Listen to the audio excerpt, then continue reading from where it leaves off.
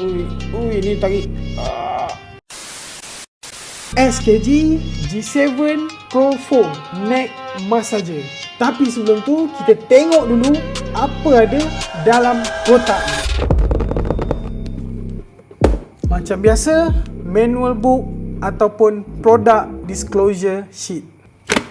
Pouch untuk G7 Pro 4. Dalam kotak ni ada kabel untuk charge neck massager device ni. And last sekali, korang akan dapat G7 Pro 4. Sebab apa nama dia Pro 4? Sebab dia boleh lipat macam ni and then kau letak dalam bag macam ni. G7 Pro 4 daripada SKG ni, dia punya device finishing dia customized leather, ada logo SKG dekat belakang ni, dan dekat dalam ni ada 9 jejari yang akan massage leher kau. And dekat tengah-tengah ni ada LED untuk panaskan permukaan kulit leher kau. Dekat tepi ni dia ada soft cushion, and untuk kau letakkan dekat leher memang best. Ni kalau bantal ni tidur.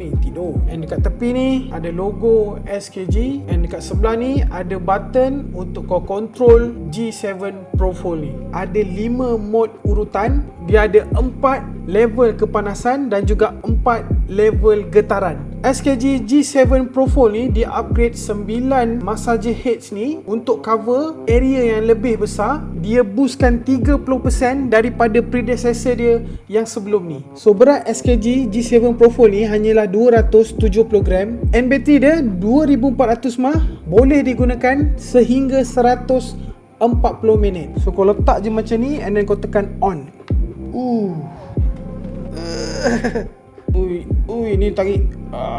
So kalau korang berminat, aku sediakan beg kuning kat bawah. Korang claim semua voucher, free shipping, and kau dapatkan G7 Pro 4 neck massager daripada SKG. And korang komen kat video aku berapa harga korang dapat. Korang macam aku tak pakai SPLK.